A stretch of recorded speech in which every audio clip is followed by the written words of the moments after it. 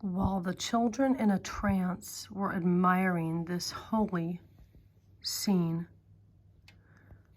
the crowd, standing still and silent, were amazed to see the sun begin to tremble,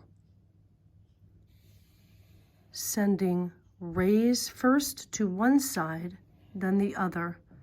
Everything, the trees, the ground, the people, took on the colors of the rainbow, and everyone could look straight at the sun without hurting their eyes. Then the sun began to dance and suddenly seemed to fall from the sky and roll like a wheel of fire towards the crowd. In terror, people cried, "Oh, Jesus, we are going to die. Our Lady, help us."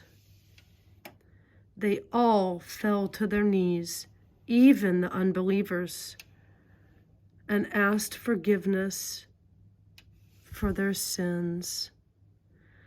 At last, the sun returned to its proper place. The miracle had happened. Now everyone believed, wept, prayed, and witnessed to the existence of God.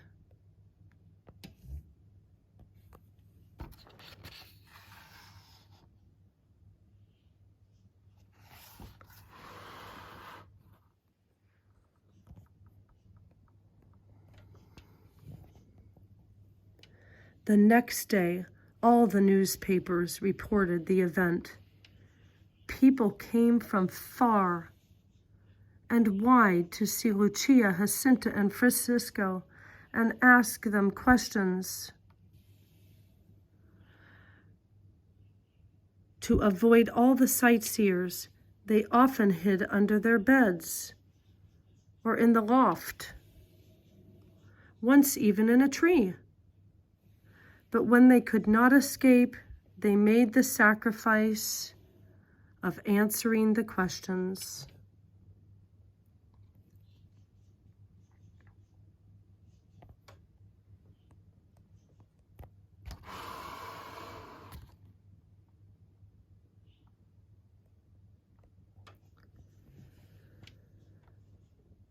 Despite the miracle of the dancing sun, the local authorities and the enemies of religion continued to scoff. The many pilgrims who came to Fatima raised in front of the evergreen oak an arch with 2 lamps burning oil day and night to show the spot where Our Lady had appeared. One night, men came with axes and chopped down a number of oak trees and the arch. At this sacrilege, even unbelievers protested indignantly.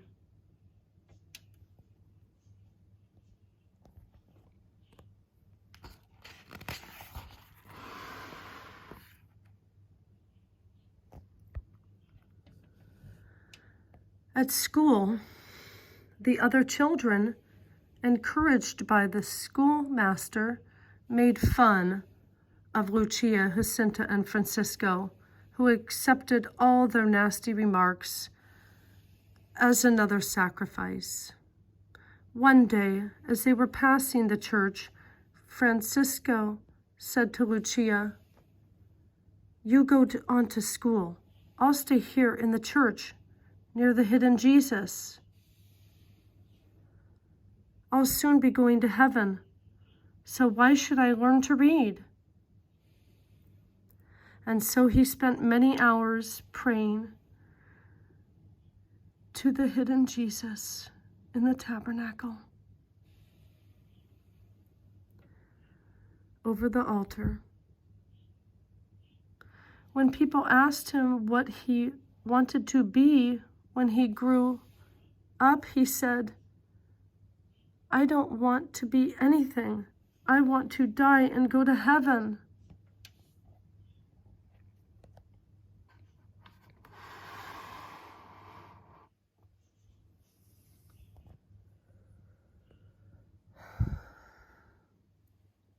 Our Lady had said that she would soon take Jacinta and Francisco away. 14 months after the great miracle, both of them fell seriously ill.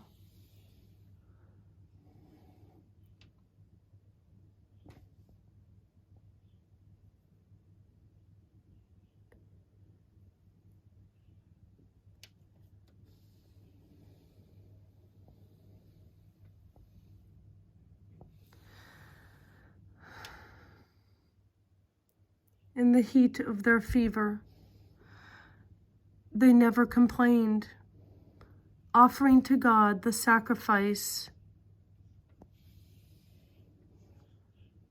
of their suffering to save the souls of sinners.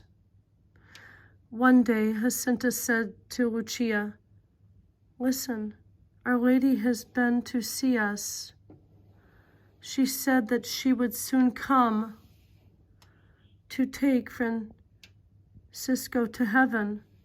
She asked me if I wanted to save more sinners. I said I did. She said I would go to 2 hospitals, but I would not get better. She said it was so that I would suffer and that you would not come and see me. Mother will take me there, and I'll die all alone, and I'll be all alone."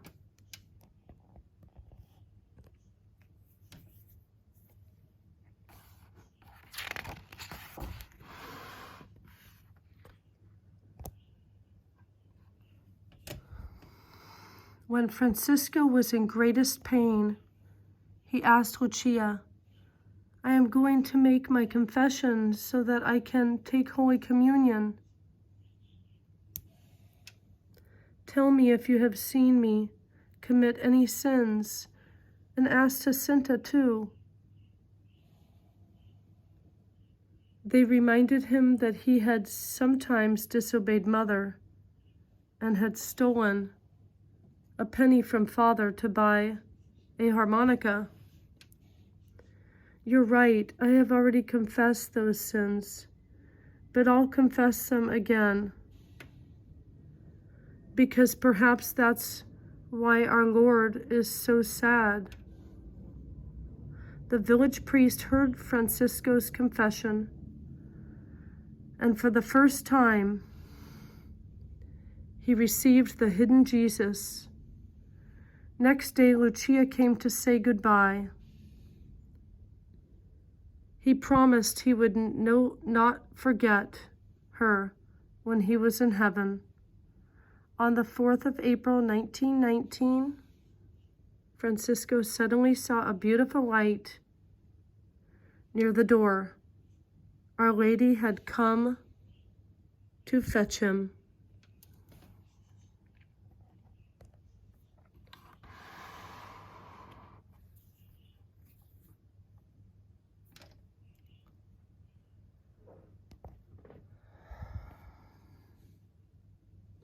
Jacinta became more ill and was taken to the hospital at Villanova de Ordem. But she did not get better, and she had to be sent to the hospital in Lisbon, the biggest city in Portugal. Before she left, she kissed Lucia with tears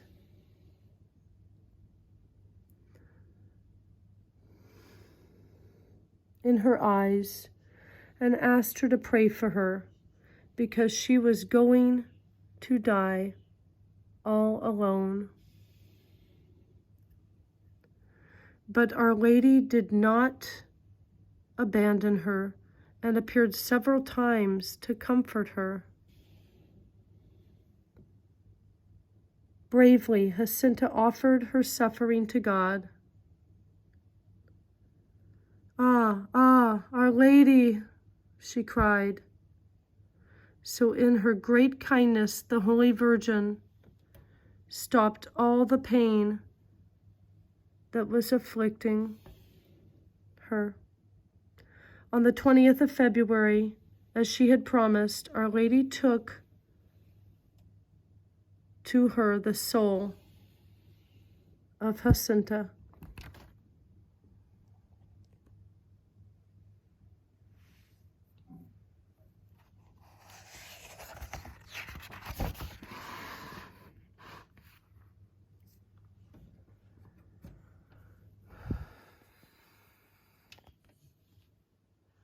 Jacinta's body was brought back to Fatima, and all the faithful who came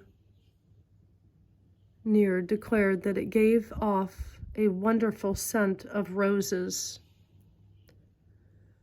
To protect Lucia from sightseers, the bishop suggested that she should be sent secretly to a convent school. On the 16th of June, 1921, Lucia went to Oporto, where she was taken in by the Sisters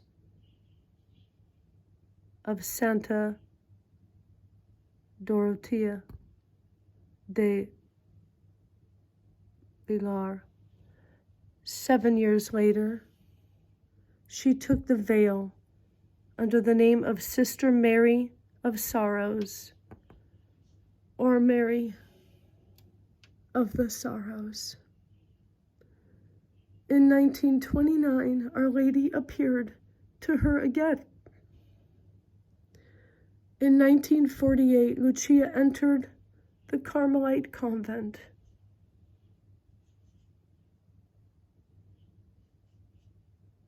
In Cambria.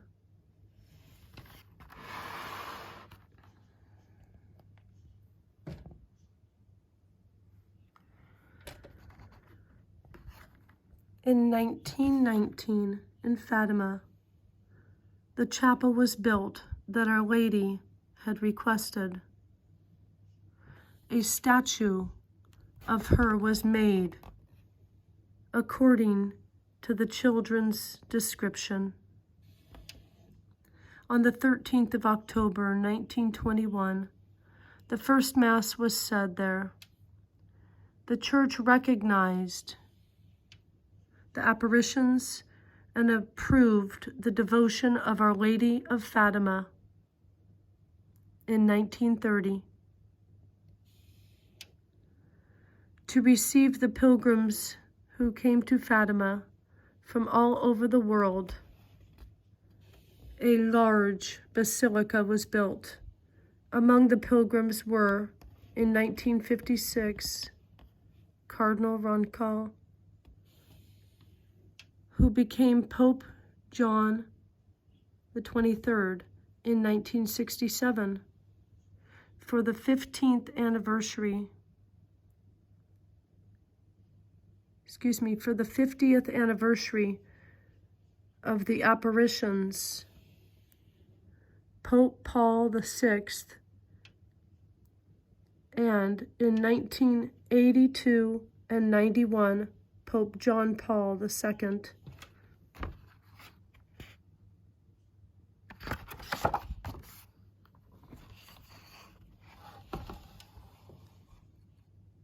Everything that Our Lady announced happened and continues to happen. And yet, despite the sacrifices of Lucia, Jacinta, and Francisco, and all who followed their example, the world still suffers wars and famine. So we must continue to say again and again the prayer the Holy Virgin taught the 3 little shepherds of Fatima.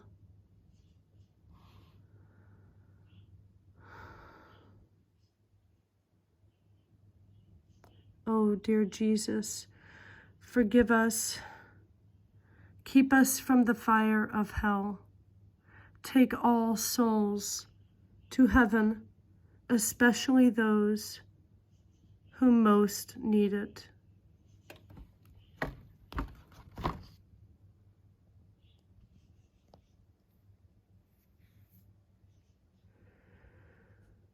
I hope you enjoyed our story today. Fatima.